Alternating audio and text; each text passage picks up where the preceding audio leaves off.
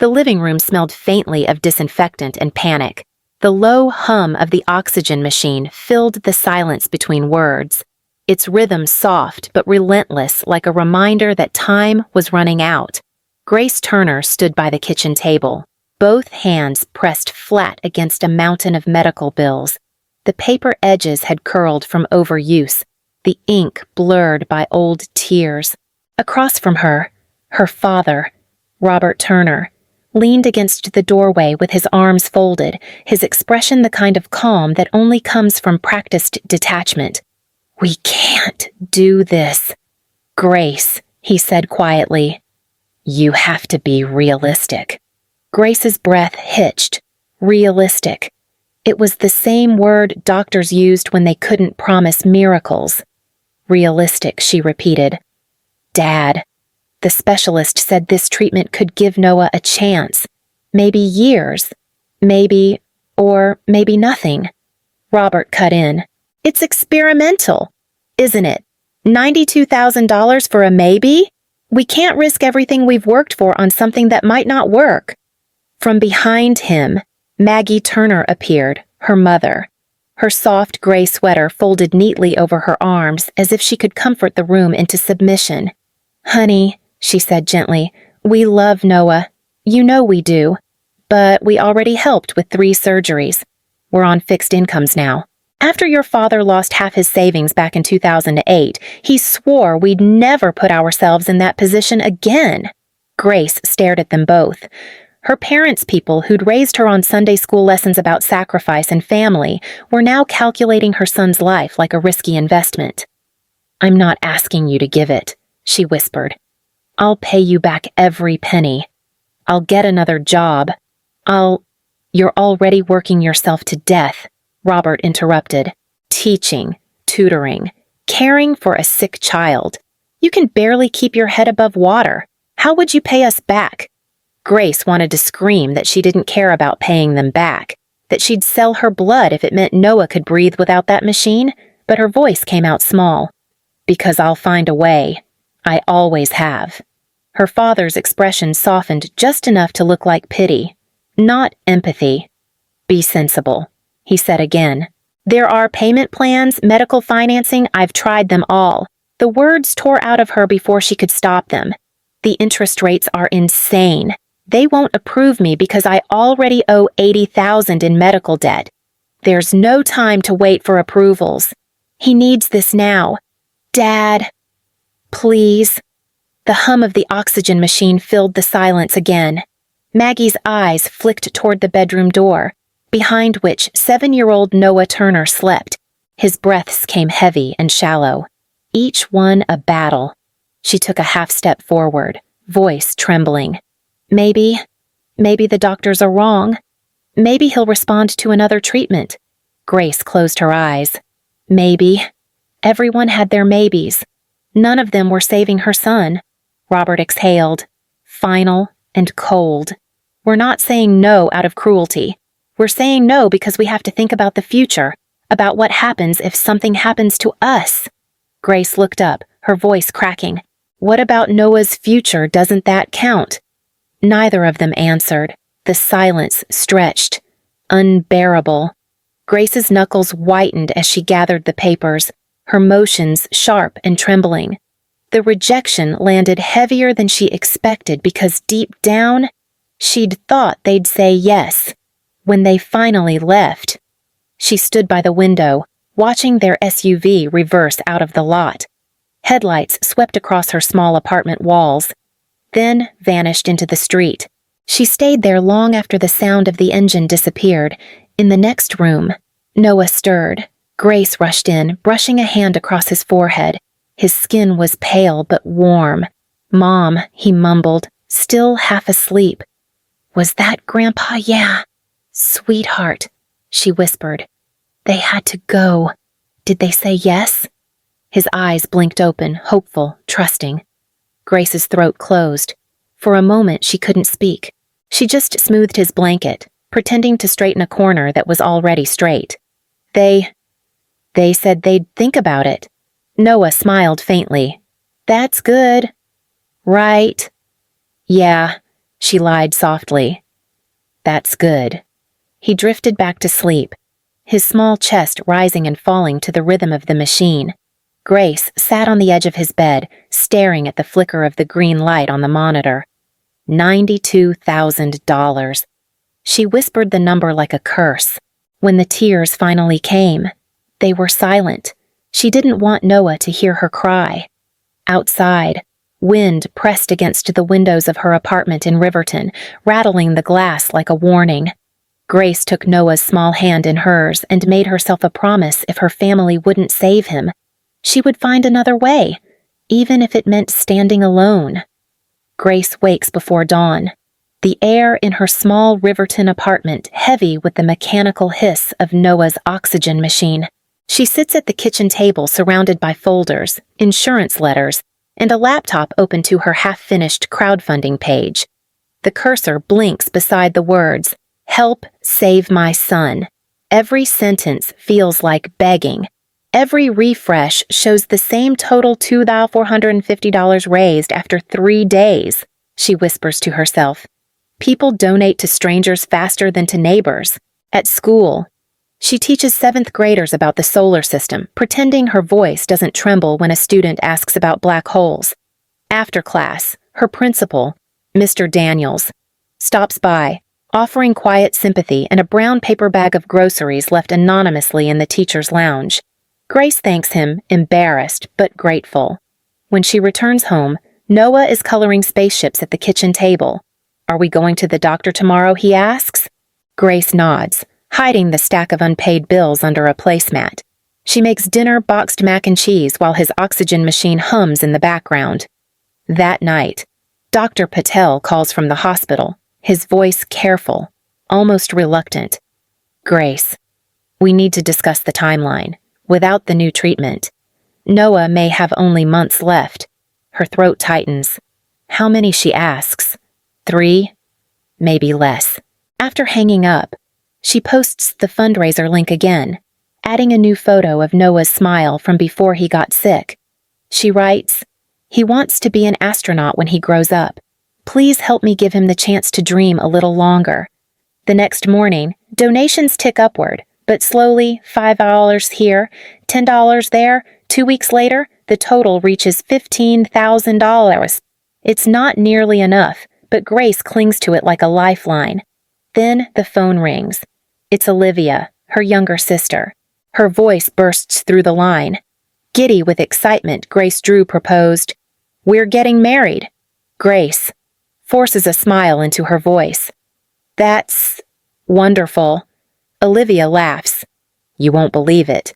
Mom and Dad said there's no budget limit, they're paying for everything. We're thinking France for the wedding. Isn't that amazing?" Grace's gaze drifts toward Noah's small figure asleep on the couch, his chest rising shallowly. "Yeah," she says softly. "Amazing." 2 weeks later, Grace drives to her parents' house in Riverton for Sunday dinner. The home looks the same as always, white shutters, manicured lawn, wind chimes on the porch, but she feels like an outsider before even stepping inside. From the dining room, she hears laughter echoing through the hall. Maggie Turner, her mother, is showing fabric samples to Olivia Wells, who twirls in excitement while their father, Robert, scrolls through his phone calculating costs. Grace sets down a tray of cookies on the counter. Unnoticed, Olivia waves a color chart in front of Maggie. "Do you think blush or champagne looks better for Provence?" she asks. "Drew wants the ceremony near the vineyards." Maggie beams.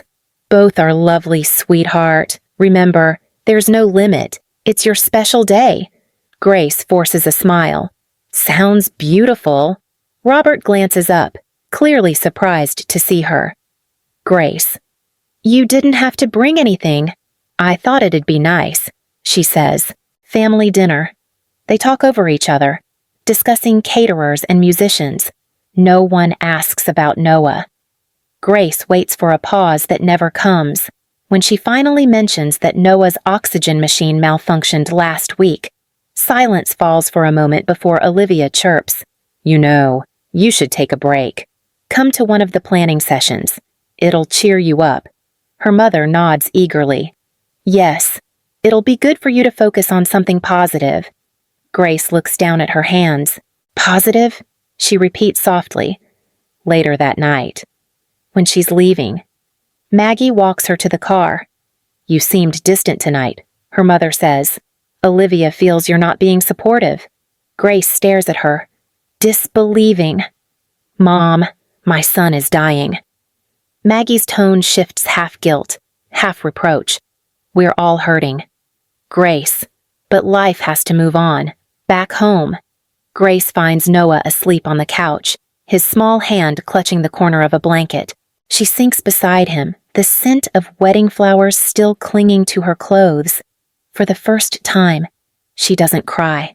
She feels hollow like a ghost orbiting a family that no longer sees her. In her notebook, she writes one line before bed. They're spending more on flowers than my son's life. The weeks blur together in a haze of exhaustion and noise machines, hospital corridors, and invoices arriving like waves. Grace Turner spends every evening grading papers in hospital waiting rooms, her laptop balanced on her knees, pretending she still has a normal life.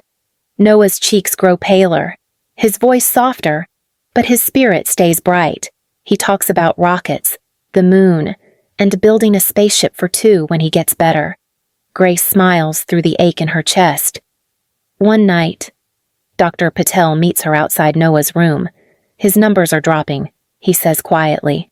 Without the new treatment, we're reaching the limit of what we can do. I'm sorry, Grace.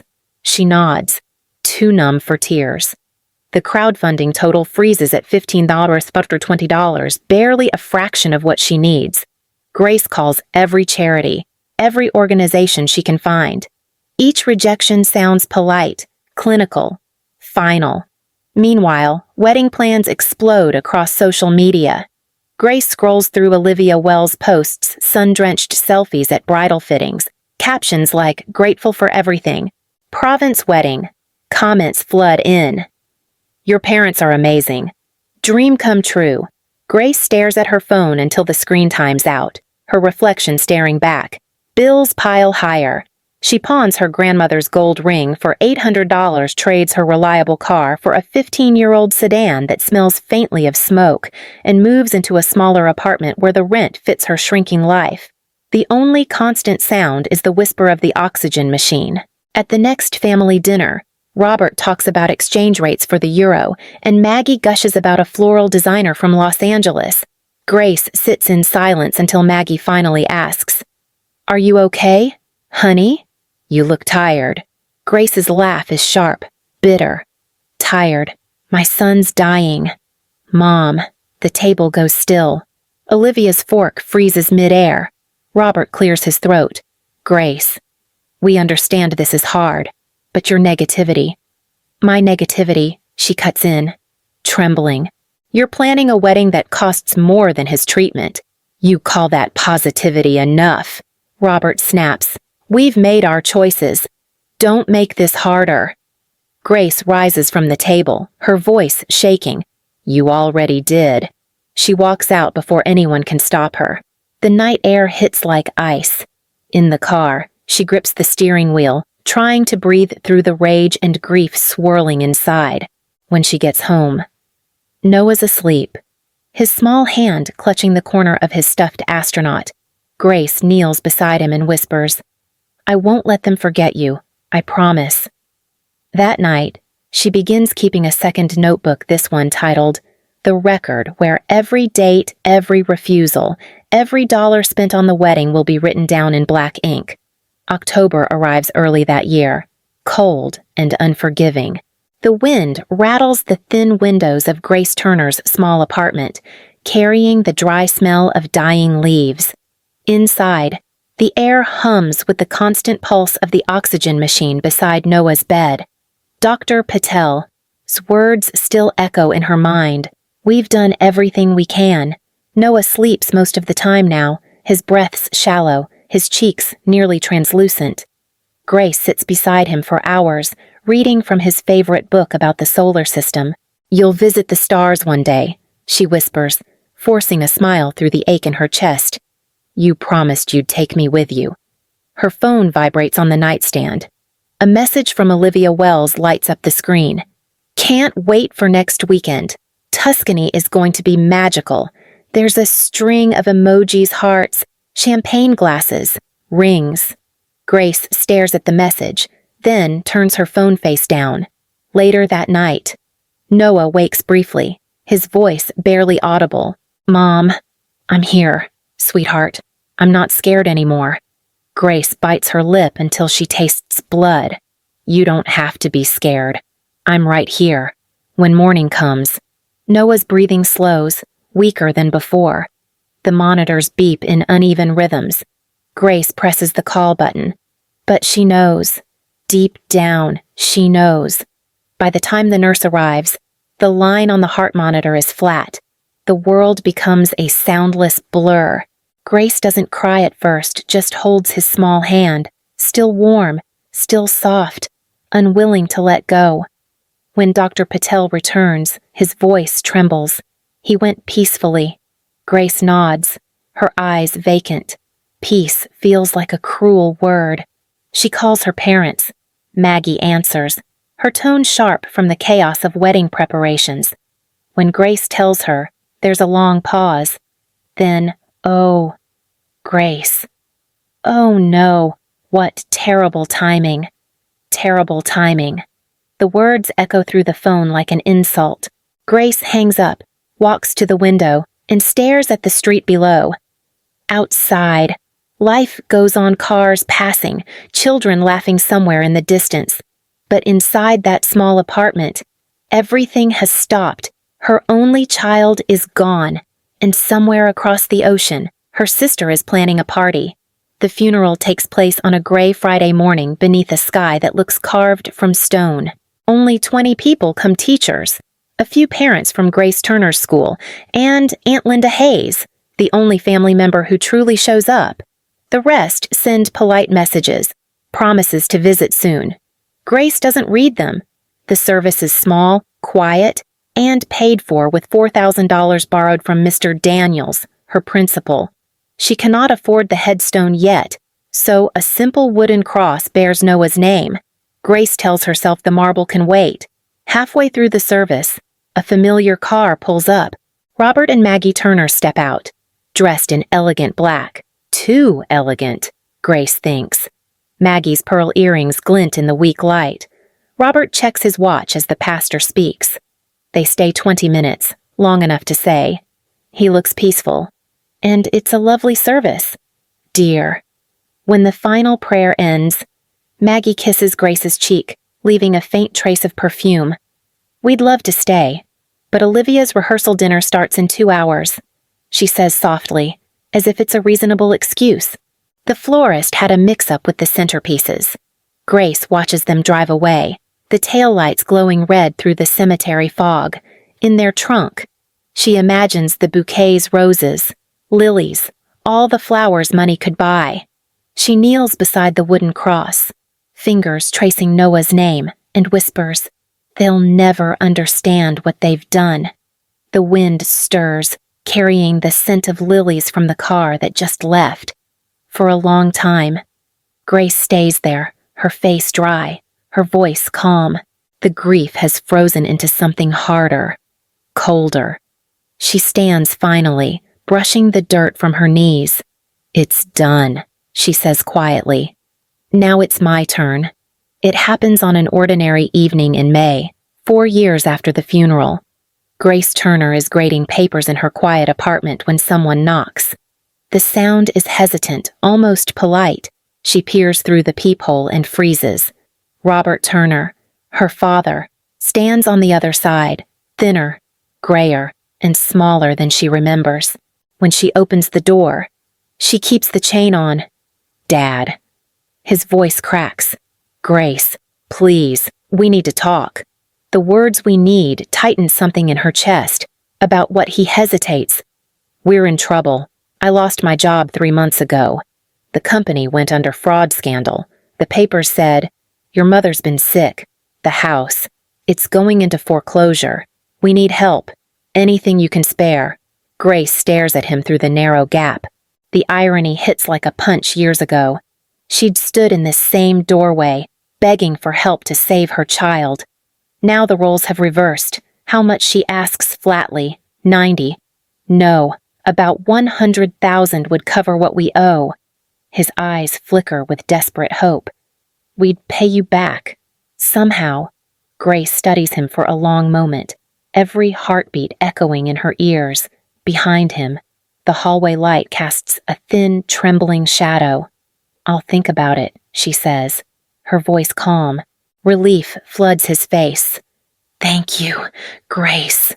You don't know what this means. She closes the door before he finishes speaking. Inside, she leans against the wall, heart pounding not from pity, but from clarity. For the first time, power sits in her hands. She exhales, a sound almost like a laugh. Now, she whispers, you'll understand. For 2 weeks, Grace Turner lets silence do the work. Her parents call 17 times. Olivia Wells sends long, pleading texts about forgiveness and family. Grace doesn't respond. Instead, she checks foreclosure listings every night and watches the countdown tick away. 45 days until the auction. On the 15th day, she finally calls her father. All of you, my place. Saturday at 2, her voice is flat, businesslike. When Saturday comes, the sky hangs heavy and gray. Grace spends the morning arranging her small apartment like a courtroom. 3 chairs face her sofa. On the coffee table sits a folder, neat, organized, waiting. Inside are printouts, receipts, screenshots, the evidence. At exactly 2 o'clock, there's a knock. Robert and Maggie Turner walk in first, followed by Olivia, clutching a designer purse like armor. They look smaller, somehow, faded versions of the family that once towered over her. Grace gestures to the chairs. Sit. Robert tries for a smile. We can explain everything. I'm sure you can, she says, taking her seat. But let's start with some numbers. She opens the folder and slides the first page forward. 4 years ago, I asked you for $92,000 the cost of Noah's treatment. You said you couldn't afford it. 18 months later, you spent $260,000 on Olivia's wedding. Robert's face drains of color. Maggie's hand trembles in her lap. We made mistakes, her father says. Grace's voice sharpens. No, you made choices. She lays out more pages receipts from caterers, florists, photographers. The amounts blur together into a portrait of excess. Every dollar you spent bought a moment of joy for her, she says quietly, and took a year of life from him. Olivia bursts out. That's not fair. Grace turns to her. Fair you refused to move your bachelorette party when he was in the hospital. You didn't even come to his funeral. The room goes still. Maggie starts to cry. Please, Grace, we know we failed you, but we're begging for mercy now. Grace studies her mother's tear-streaked face. Mercy, she repeats. That's interesting, because when I begged, you gave me lectures about being realistic. She reaches into the folder again and pulls out a check. Signed and dated $100,000. She places it on the table between them. Here's your lifeline. You'll keep your house. But there are conditions. Robert leans forward, desperate. Anything. First, she says, you say it out loud. You admit you chose Olivia's wedding over Noah's life. Silence. Then, quietly, Robert whispers, we chose the wedding. We were wrong. Maggie sobs, we should have saved him. Grace nods once. Second condition, you never contact me again. No cards, no calls, no pretending. You erased my son from your lives. Now erase me too. Robert stares at her, stunned. You can't mean that. Grace opens the door. 60 seconds. Take the check or leave it. They sign the agreement with shaking hands, then file out. When the door closes, Grace exhales, the sound trembling but steady. She transfers the $100,000 from her savings account that afternoon, her balance shrinking to almost nothing.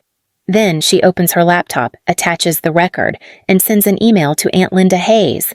They kept their house, but they lost everything else. The truth should be known. When she hits send, the weight that's lived in her chest for 4 years finally lifts. Not joy, not triumph, something quieter, truer, justice. By Monday morning, the story has already spread farther than Grace Turner expected. Aunt Linda Hayes, true to her word, forwarded the email to cousins, church friends, and a few too many people with Facebook accounts. Within 24 hours, screenshots of the record circulate through their small Midwestern town like wildfire. Grace doesn't check social media, but she hears about it anyway. Mr. Daniels stops by her office at school, concern flickering in his eyes. "You all right?" "Grace? I saw something online." She smiles faintly. "I'm fine." Across town, it's chaos. Robert and Maggie Turner wake up to silence where their phones once buzzed with invitations and praise. The country club cancels their membership pending review. Their pastor sends a polite message suggesting they take a private season of reflection. Neighbors avoid them at the grocery store. Olivia calls twice before giving up. The voicemail she leaves is shaking with fury. "You ruined their lives. Grace, everyone's talking about you. You're vindictive, heartless." Grace listens once, then deletes it. That evening, Aunt Linda calls. "I didn't mean for it to blow up like this," she says softly. "People just needed to know." Grace looks out the window at the quiet street below. They did. It's done. For the first time in years. She sleeps without dreaming of hospital monitors or unanswered phone calls. Over the next few months, the fallout deepens. Robert finds part-time consulting work, earning a fraction of what he once made. Maggie develops anxiety, rarely leaving the house. Olivia and Drew Wells sell their home and move to another state, for privacy. Grace doesn't celebrate. There's no victory dance, no smug satisfaction, only the stillness that follows a storm. She visits the cemetery one afternoon, a fresh bouquet of white roses in hand. They finally learned what it feels like to lose something precious. She whispers, setting the flowers down. "Now maybe we can both rest." As she walks away, the wind lifts her hair and carries the scent of roses behind her. For the first time, it doesn't hurt. Spring comes quietly to Riverton. The trees outside Grace Turner's apartment bloom with soft white petals, drifting like snow across the riverbank. She walks there every morning before school, coffee in hand, breathing in the stillness. Life has become simple again. She teaches, she reads, she laughs sometimes. The hollow space inside her is still there, but it no longer feels like a wound. It feels like a room she's learned to live in. One Saturday, she drives to the lake where Noah once fed ducks and watches sunlight ripple across the water. She opens the small urn she's carried for years and scatters the last of his ashes into the wind. "You made it to the stars, sweetheart," she whispers, "and I finally made it home. There's no need for vengeance anymore. The justice has already been served not through cruelty, but through truth." Her parents live with their choices. She lives with her peace. As the wind quiets, Grace smiles for the first time in a long time, genuine, unguarded, free. In the end, she realizes revenge was never about punishment. It was about balance, love, and finally letting go.